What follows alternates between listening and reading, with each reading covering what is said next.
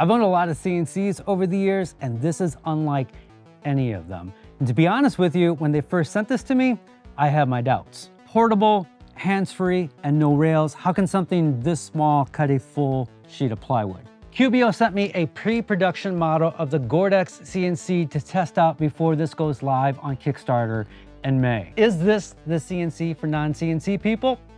Let's find out. The really cool thing about this machine is it can fit into a box the size of this, but can cut up to 4 foot by 8 foot, which is the size of a sheet of plywood. I cut mine down to 30 inches by 48 inches just to make it a little bit more manageable for this demonstration. Now, this is not a full review because they are paying me to make this video. I came into this video as a skeptic, and in my testing yesterday, I was actually pretty blown away by what it can do.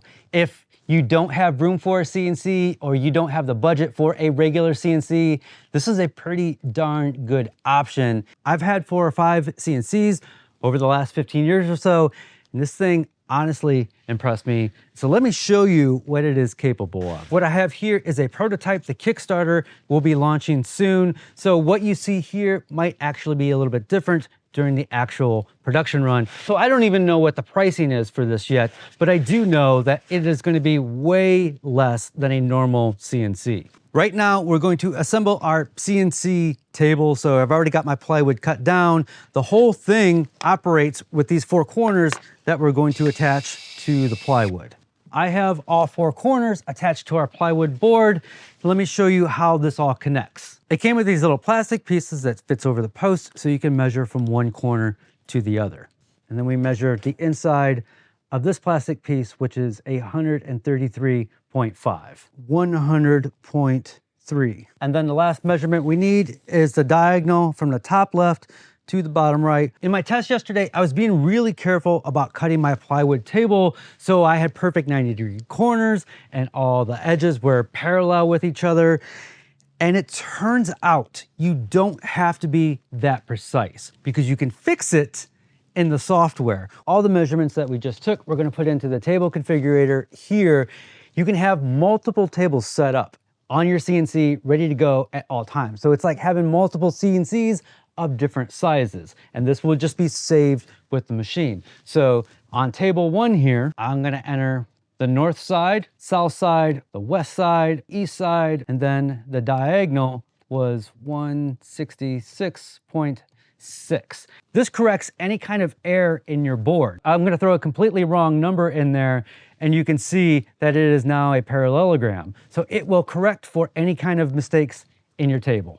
The micro SD card contains our config file, as well as all the files we're about to cut. So we're gonna insert that into the machine. We are gonna make a few things today so I can show you the different capabilities. And then at the end, I'm gonna combine all those capabilities into one project. So the very first thing that we're gonna make is this little wine rack right here.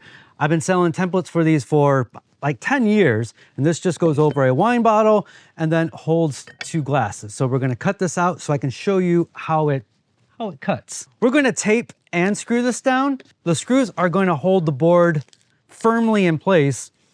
The double-sided tape is because we're cutting our pieces free and we don't want them flopping around when they become loose. And you wanna make sure that your screws go below the surface. Now we're gonna take some nylon spacers and we wanna find the right amount that is close to the height of our workpiece, which in this particular case is 4. It doesn't have to be super exact. So I'm gonna put 4 of these nylon washers on all 4 posts. So now we can get ready to attach our machine to the 4 posts. This is so cool. So I'm going to go ahead and plug it in here. The screen comes on, and again, this is a prototype, so this will probably look very different on the production models. But from here, I can choose which table I am using. And so I've got table 1, table 2, and table 3. And so table 1 has all the measurements that we just took. So we're going to load that. Check this out. This is so freaking cool. Depending on your table size, it will shoot out 4 belts, giving you the perfect length to attach it to the corners. Release upper belts.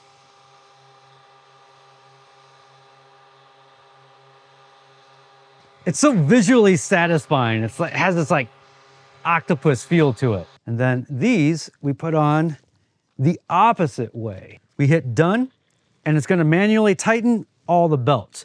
And you actually have the option of tightening them up even more. We've got our router bits in the router, and we're gonna put this all the way in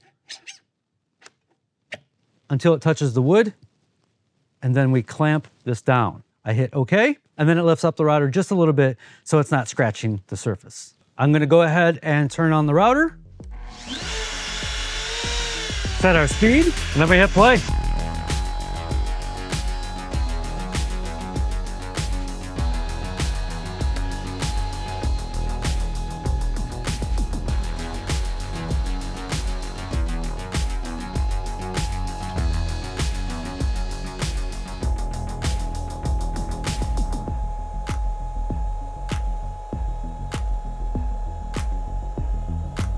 Now let's detach our belts here.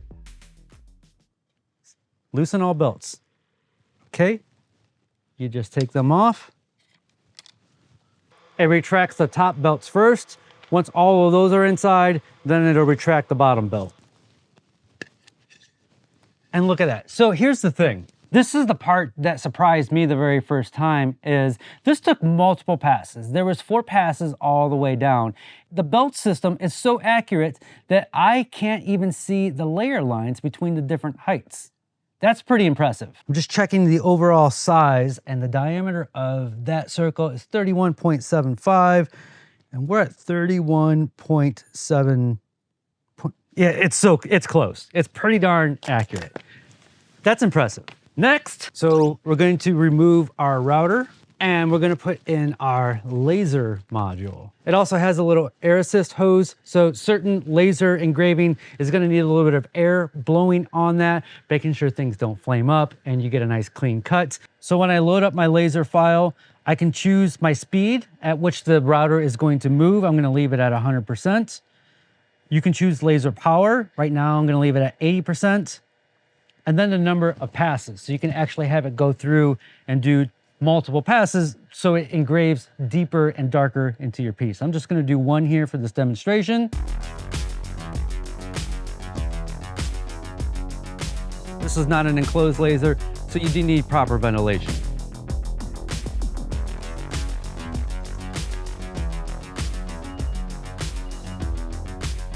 We are done. We're gonna loosen the belts here. And there it is, my logo engraved on a piece of cherry. If you put masking tape over top of that, and then you cut out your shapes, and then you could pull away the inner pieces of the masking tape, and then you could spray paint. You're creating a very good quality mask with your laser. And the last of the major features that I want to show off is the pen plotter. So we're going to remove the laser module. We're going to stick our pen into the plotter here. There's some springiness to this so we can get the right amount of pressure. And we're going to drop this into the CNC here. I loaded in my file for the pen plotter. I'm just going to hit go. Since we're not routing, I took off the dust collector. We can actually see what is happening in here.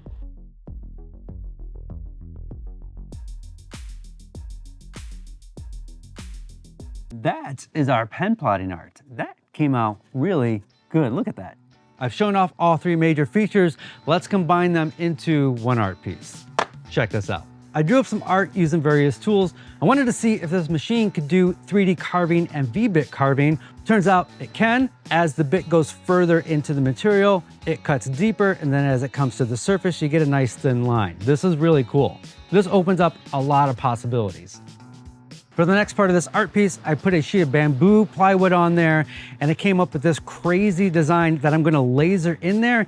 It is one very long line to put this laser to its limits and see what it can do. The second to last operation here is taking a pen tool and going over my laser engraving so we have 2 different colors of this crazy jagged line. And then finally doing a 2D profile path to cut out this jagged shape.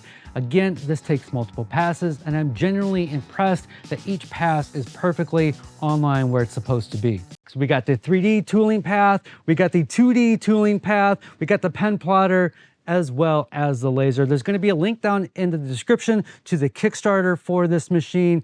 It's time to talk about who this machine is for and some of the pros and cons. There's definitely trade-offs when getting a CNC like this. The thing I really love about this is, besides it being portable or any size that you want it to be, is that you're not locked into any software. It just accepts basic G code. So I was able to make my tool paths in Fusion, which is free. The free version of Fusion, you could do all the tool paths. Plus there's all kinds of web-based free software that you can use as well. I don't think this is necessarily a con, but it is a trade-off. So you are trading off speed and rigidity for portability and something you can put on the shelf. So, of course, a regular CNC with big old rails on there, you're gonna be able to cut really fast, and you're gonna be able to set up jigs for repeatability.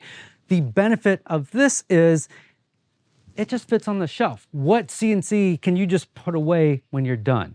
I think that is why this is the CNC for non-CNC people. For all you non-software people, this is kind of wild. I was able to take an SVG image, upload it to Claude, as well as an example G-code file to Claude and say, hey, take this image and make the tool paths for me. And it was able to do so flawlessly. No custom software, no messing with 3D stuff, just Claude doing what Claude does best. One of the other trade-offs of a machine like this is if you are routing smaller pieces, you do need to build up the sides so it doesn't want to fall off the edge of the piece. The trick for milling up solid hardwood is just mill that down to the same thickness of plywood that you have lying around, so you can use those scrap pieces of plywood to surround your wood, and then it has a nice even base all the way around. The Kickstarter launches in May. Sign up for the super early bird list. That is going to wrap it up. As always, be safe, have fun, stay passionate, and make something. Genuinely impressed. I think this is the CNC for non-CNC people.